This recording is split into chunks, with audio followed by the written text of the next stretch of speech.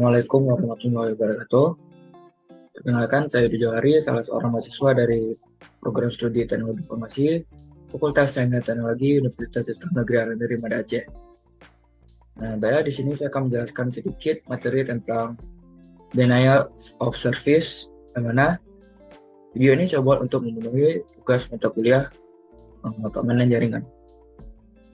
Pada kesempatan kali ini saya akan membahas 6 topik, yaitu yang pertama ada definisi dari denial of service, jenis-jenisnya, tujuannya, cara kerja, pencegahan, serta kerugian yang disebabkan oleh denial of service tersebut. Baiklah, langsung saja yang pertama itu definisi dari denial of service, di mana di sini saya akan menjelaskan tentang pengertian dan gambaran umum dari denial of service. Denial of service atau DOS attack adalah serangan cyber yang dilakukan dengan cara mengirimkan fake traffic pada suatu server atau sistem secara terus-menerus, sehingga server tidak mampu mengatur semua traffic dan menyebabkan server atau sistem tersebut down. Server akan diserang dengan lalu lintas palsu dalam jumlah yang besar. Traffic yang membludak dan melebihi kapasitas akan membuat server down. Kondisi tersebut dikenal juga dengan data flooding. Serangan ini biasa digunakan untuk menyerang suatu website, sistem perusahaan, jaringan, dan berbagai layanan. DOS bukanlah suatu hal yang baru. Serangan cyber ini sudah ada sejak tahun 1974. Serangan ini bahkan terus berkembang metodenya. Korbannya pun juga semakin banyak. Contoh serangan DOS ini berskala besar, pertama kali terjadi pada Agustus tahun 1959.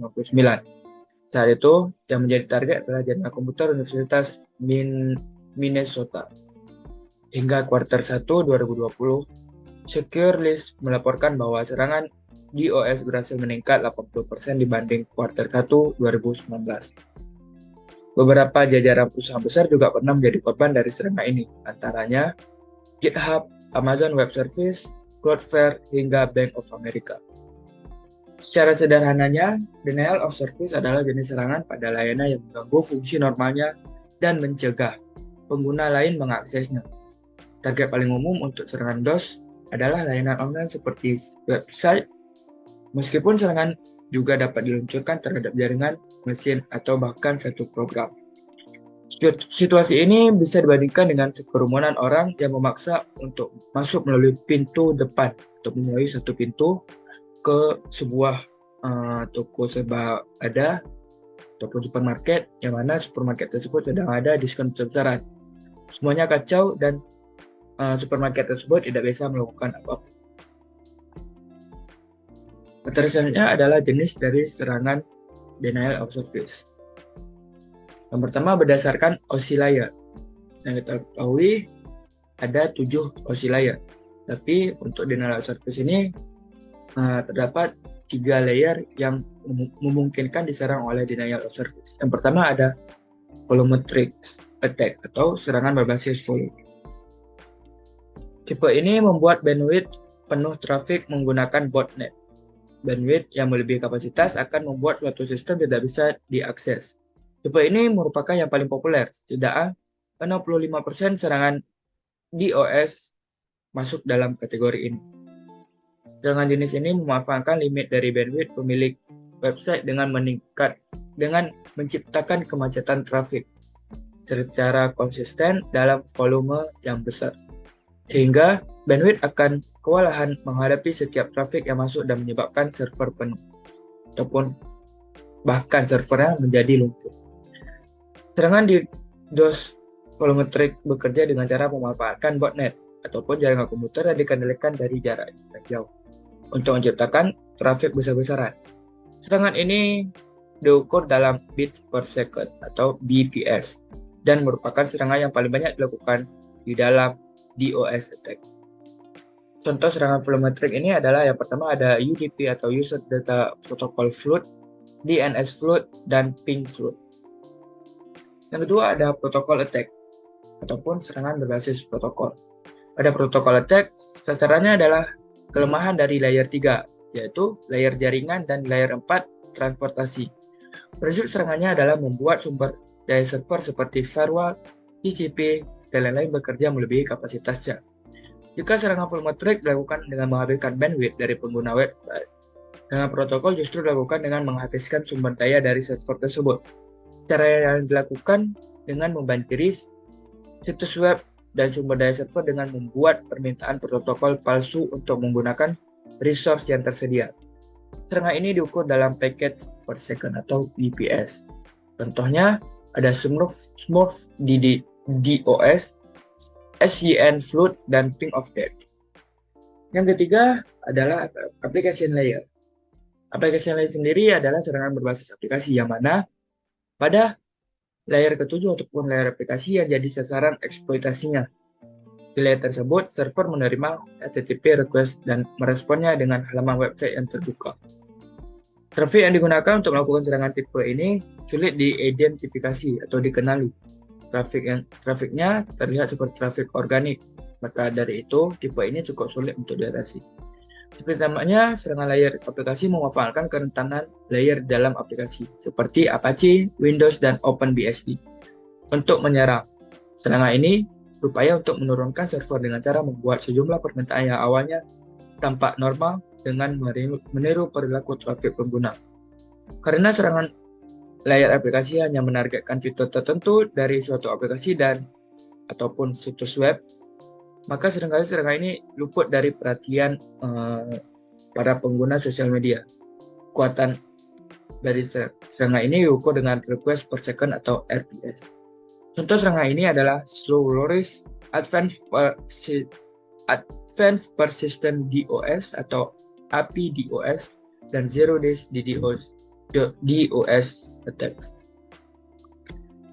Sebenarnya jenis serangan secara umum. Yang pertama ada UDP flood atau banjir UDP.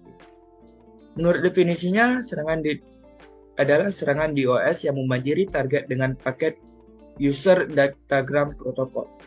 Tujuan serangan ini adalah untuk membanjiri port acak pada host jarak jauh. Hal ini menyebabkan host berulang kali memeriksa aplikasi yang mendengarkan di port tersebut. Dan jika tidak ada aplikasi yang ditemukan, membalas dengan paket ECMP destination unreachable. Proses ini menghabiskan sumber daya host yang pada akhirnya dapat menyebabkan tidak dapat diakses. Serangan ini mengirimkan permintaan yang sangat banyak ke server atau host melalui protokol UDP sehingga membanjiri jaringan dan membuat layanan tidak dapat diakses. Yang kedua ada SYN flood. Serangan ini membanjiri server atau host dengan permintaan koneksi TCP SYN, tetapi tidak pernah menyelesaikan koneksi TCP sehingga menguras sumber daya server dan membuat layanan tidak dapat diakses. Serangan SYN flood mengeksploitasi kelemahan yang diketahui dalam urutan koneksi TCP, three-way handshake, di mana permintaan SYN untuk memulai koneksi TCP dengan host harus dijawab oleh respon SYN ACK dari host tersebut, dan kemudian dikonfirmasi oleh respon ACK dari pemohon. Dalam skenario banjir SYN, pemohon mengirim beberapa permintaan SYN, tetapi tidak menanggapi respon SYN ACK host atau mengirim permintaan SYN dari alamat IP palsu. Bagaimanapun, sistem host terus menunggu pengakuan untuk setiap permintaan, mengikat sumber daya sehingga tidak ada koneksi baru yang dapat dibuat, dan pada akhirnya mengakibatkan penolakan layanan. Yang ketiga ada ping flood. Serangan ini mengirimkan permintaan ping yang sangat banyak ke server atau host, sehingga membanjiri jaringan dan membuat layanan tidak dapat diakses. Serupa pada prinsipnya dengan serangan banjir UDP. Banjir ping atau ECMP membanjiri sumber daya target dengan paket echo request ping IGMP yang umumnya mengirim paket secepat mungkin tanpa menunggu balasan. Jenis serangan ini dapat menghabiskan bandwidth keluar dan masuk karena server korban akan sering mencoba merespon dengan paket ECMP echo reply mengakibatkan perlambatan sistem secara keseluruhan dan signifikan. Yang keempat ada HTTP flood.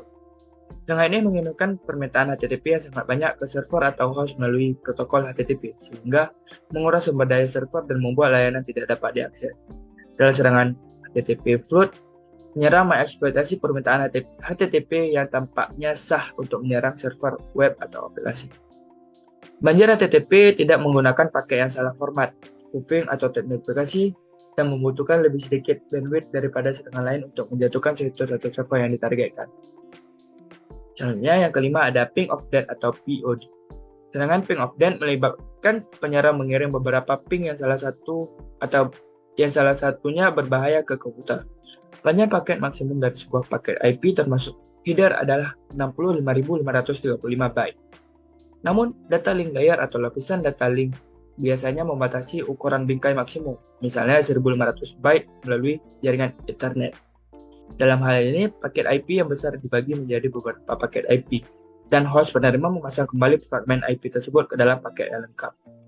Dalam skenario ping of death, setelah manipulasi konten fragmen yang berbahaya, penerima akan mendapatkan paket IP yang lebih besar dari 65.535 byte saat dipasang kembali. Ini dapat meluap buffer memori yang dialokasikan untuk paket, menyebabkan penolakan layanan untuk paket yang sah. Yang keenam ada slow loris. Serangan ini memanfaatkan koneksi HTTP untuk membanjiri server atau host dengan permintaan koneksi yang tidak lengkap, sehingga menguras sumber daya server dan membuat layanan tidak dapat diakses. Slow loris adalah serangan yang sangat bertarget, memungkinkan salah satu server web untuk menjatuhkan server lain tanpa mempengaruhi layanan atau port lain di jaringan target. Slow loris melakukan ini dengan menahan sebanyak mungkin koneksi ke server web target selama mungkin. Serangan ini menyelesaikan masalah dengan membuat koneksi ke server target, tapi hanya mengirim sebagian permintaan.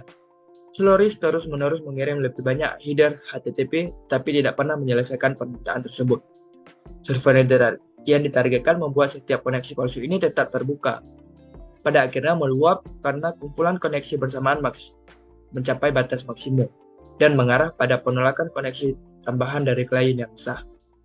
Dan terakhir ada amplifikasi NTP atau Network Time Protocol.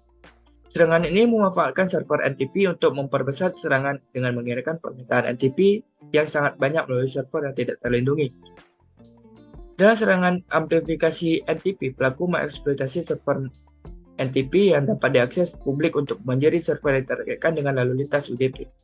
Serangan tersebut didefinisikan dengan serangan amplifikasi karena rasio query to response dalam skenario tersebut berkisar antara 1:20 dan 1:200 atau lebih. Ini berarti bahwa setiap penyerang yang mendapatkan daftar server atau NTP terbuka, misalnya dengan menggunakan alat seperti Metasploit atau data dari proyek NTP terbuka, dapat dengan mudah menghasilkan serangan DOS dengan bandwidth tinggi dan volume tinggi yang menghancurkan. Materi selanjutnya adalah tujuan dan fungsi dari serangan denial of service. Yang pertama ada perseteruan bisnis. Atas dasar perseteruan bisnis, pihak yang berseteru dapat menggunakan serangan DOS untuk secara strategis menjatuhkan website bersaing. Misalnya untuk mencegah mereka berpartisipasi dalam acara penting yang biasa diikuti banyak bisnis lain. Yang kedua ada kebosanan dan iseng. Pengacau dunia maya alias script kiddies menggunakan skrip yang telah ditulis sebelumnya untuk meluncurkan serangan DOS ini. Pelaku serangan ini biasanya bosan atau calon peretas yang mencari pemacu adrenalin yang menantang diri untuk meluncurkan serangan-serangan. Yang ketiga ada pemerasan. Pelaku menggunakan serangan DOS atau ancaman serangan DOS sebagai cara untuk memeras uang, blackmail, atau mengancam target mereka sehingga korban akan mematuhi permintaan dari pelaku. Yang terakhir ada perang dunia maya. Banyak dari serangan denial of service resmi pemerintah dapat digunakan untuk melumpuhkan website oposisi dan infrastruktur negara musuh. Dengan begini bisa saja berdampak pada situs-situs yang tertutup atau tidak dapat diakses. Selanjutnya ada cara kerja dari serangan denial of service. Secara teori, serangan DOS bekerja cukup sederhana. Ide dasarnya adalah membanjiri server, layanan, atau jaringan dengan trafik hingga melebihi kapasitasnya. Serangan ini bisa berjalan melalui sebuah mesin komputer. Perbedaan DOS dan DDoS mengacu pada komisi komputer yang beroperasi. Serangan denial of service hanya menggunakan satu mesin, sedangkan distribute denial of service menggunakan beberapa mesin. Botnet adalah komputer atau jaringan yang diretas, kemudian dikendalikan secara remote oleh pelaku serangan DOS. Botnet inilah mesin yang memproses untuk membanjiri trafik. Tanpa disadari, bisa jadi komputer milik Anda berhasil diretas atau dijadikan bot. Perangkat Internet of Things terus mengalami perkembangan. Hal-hal seperti smart TV, kamera digital, printer, smartphone, kamera bayi, dan lain-lain juga bisa dieksploitasi menjadi botnet. Perangkat-perangkat tersebut biasanya memiliki sistem keamanan yang lebih rentan dari komputer atau laptop. Cara melakukan serangan ini tidak semata-mata hanya membutuhkan botnet, juga membutuhkan DOS attack tool untuk bisa melakukan serangan. Beberapa tools yang cukup populer misalnya LOEC, HOEC, Slow Loris, XOEC, dan lain-lain.